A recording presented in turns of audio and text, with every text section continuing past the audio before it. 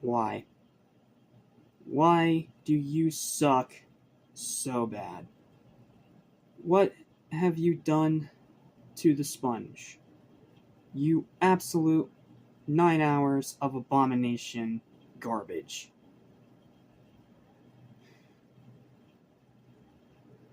I was hoping I would never have to talk about you. I was hoping there was a way that I could just skip you altogether. But no, since I'm covering every season of this show, I have no choice. This is gonna be rough. Hello everyone. Welcome back to Animation Station, and as you can see, it is now June, which means it is now time once again for another marathon of our favorite sponge who lives in a pineapple under the sea, SpongeBob SquarePants. But unfortunately, and I hate to say it, but this marathon is not going to be very fun. Because we're not only looking at what is a very bad season of the show, but I'd go so far as to consider it the absolute worst. It is a season that is so bad and so terrible that it made many longtime fans give up on SpongeBob.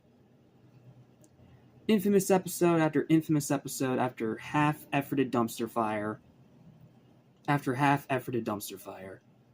Everything about this season is pretty much terrible. Like, it has its bright spots. There are a few episodes that are watchable, but the low points of this season are the lows of the entire franchise, and in some cases, some of the lowest lows in all of animation. I have been dreading talking about this particular season for a while now, but I have no more excuses and I can't just skip over it because I have to review every single episode of this show. So, with all that said, ladies and gentlemen, I'm Jackson Small. Welcome to Animation Station. Welcome to SpongeBob Month 7, Rock Bottom. And trust me when I say, when it comes to reviewing this, there will be no mercy for the wicked.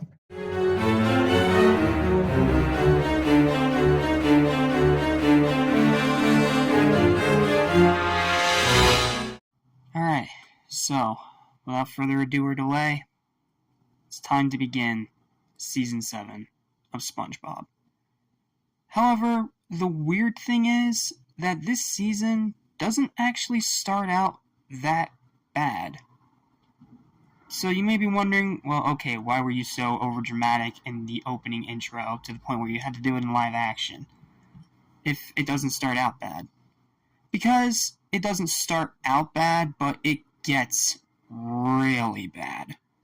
So just be aware that these more positive reviews are going to be few and far between compared to recent years.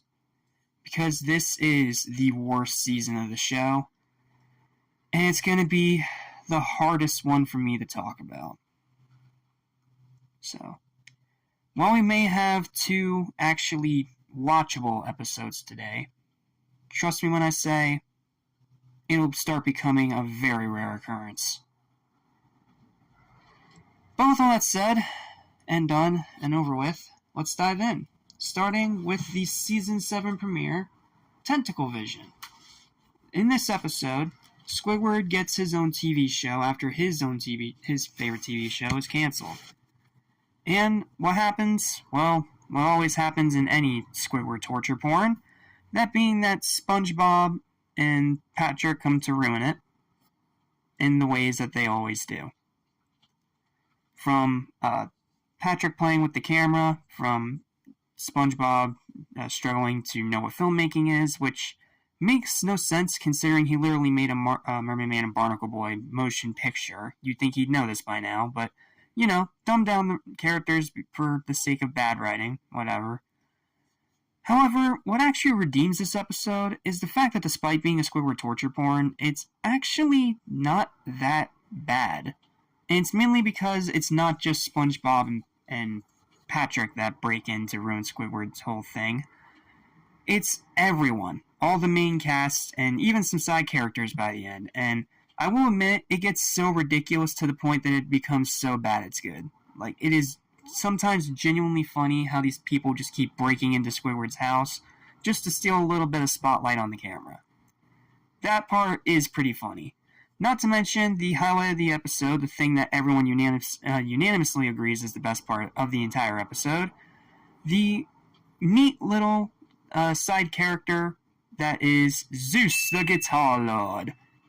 Like, this guy, I don't know why, but he's the best. I don't know if it's design, I don't know if it's voice, I don't know if it's just his whole motivation of the episode is to get a guitar. And the way it wraps back around the finale of the episode is actually pretty funny. But Zeus is just a really cool, funny little one-off character. Not anything like compared to seasons 1 through 4, absolutely not. But as far as one-off side characters go, he is one of the better ones because he's just so... I don't know the word. I guess dopey, I guess is the word to put it. Like, he's your typical rocker guy, but he speaks in this, like, rad dude bro surfer voice. He's funny, and he is by far the best part of the episode. However, this is still a Squidward torture porn, so Squidward literally does nothing wrong besides wanting to just get his own show.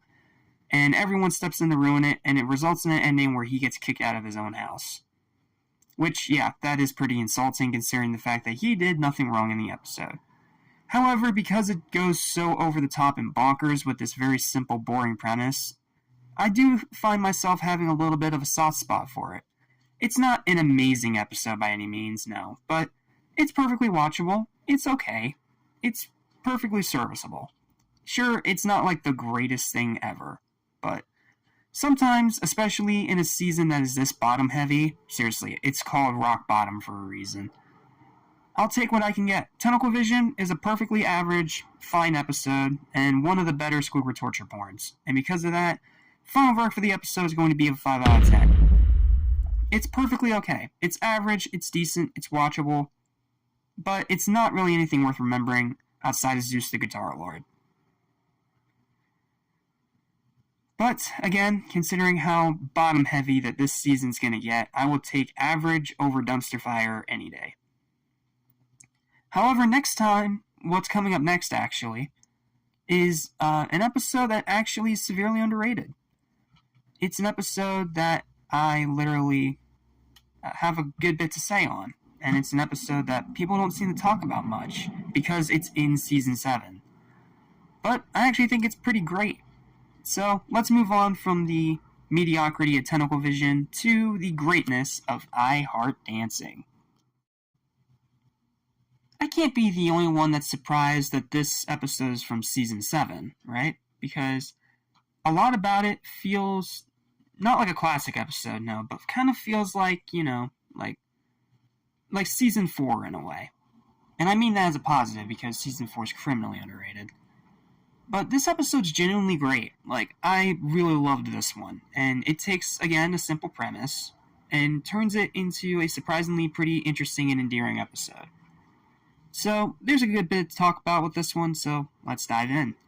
So, the plot of this episode is pretty simple. Squidward is trying to win this dancing audition thing. And when he learns that SpongeBob is entering too, he does what he does best and sabotages him to make sure that he gets the part and not SpongeBob out of pure selfishness. Whereas the last episode was a Squidward torture porn, this one is what is more classified as a Squidward karma trip. And what I mean by that is that it's an episode where Squidward brings all the misery onto himself, and he's not just picked on because he's Squidward. And that is what makes this episode genuinely enjoyable, because they did go back to that classic dynamic of SpongeBob and Squidward, where Squidward keeps trying to screw SpongeBob up, but SpongeBob still ends up winning in the end by hilarious circumstance. Not to mention, again, Squidward's bringing all this on himself, so you don't really feel sorry for him, which makes the episode work a lot better. And some of the jokes in this episode are also surprisingly funny, especially on this most recent rewatch. Especially my highlight, two highlights of the episode actually, because this episode's really, really good. My first highlight is the meme face. Who put you on the planet? Like, it's literally the opening of the episode, but it's the thing I remember most from this episode. It is a genuinely funny face, and I'm not surprised that in the 2010s it ended up becoming a meme, because it's a pretty funny face, it's a pretty funny little moment, and SpongeBob just acting so out of nowhere sassy to Squidward, it's so jarring that you just can't help but laugh. And then there's the whole dance sequence, which is technically classified as filler, but they get really creative with it. Like, you have SpongeBob doing like this ribbon dance, and he makes a helicopter out of the ribbon, which is that perfect amount of goofy that fits SpongeBob so well. And of course, that big dance sequence at the end where it gets really, really trippy is also a lot of fun. But as for my second highlight of the episode, though, that is going to the twist ending, where Squidward's plan does work. He tires out SpongeBob and he goes to take his place. He ends up winning, only to find out that the entire time it was an audition for his rival Squilliam. And Squilliam makes him do the dance that SpongeBob did in the very beginning of the episode. And it ends with Squidward just looking miserable, having to learn to do this hilarious dance that he made fun of SpongeBob for at the very beginning of the episode, where SpongeBob somehow just randomly wakes up from his drowsiness and ends up sitting in the theater seats with Patrick eating popcorn, watching Squidward suffer.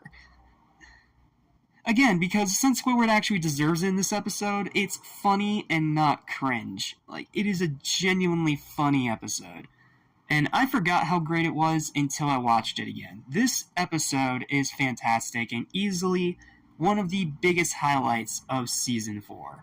I really dug this one, and Season 4, sorry. Season 7, I had the wrong one on the brain, I'm sorry.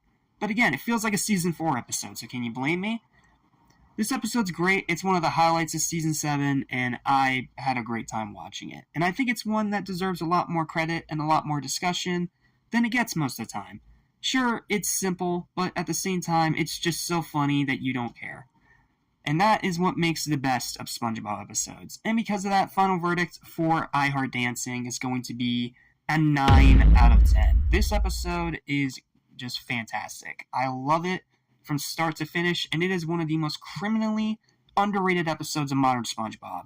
It's funny, it's ridiculous, it's goofy, and it feels like that classic dynamic again between SpongeBob and Squidward, and making it into a Squidward karma trip instead of a Squidward torture porn was extremely refreshing.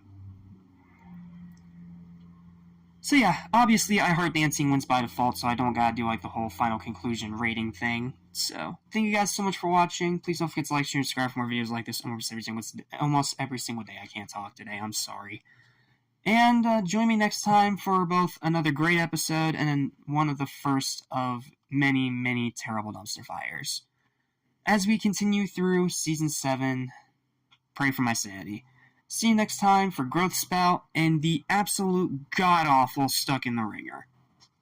Until then, thanks for watching, stay spongy, and I'll see you in the next review. Peace. Lesson I'll soon forget. So listen and you won't regret. Be true to yourself, don't miss your chance, and you won't end up like the fool who ripped his pants.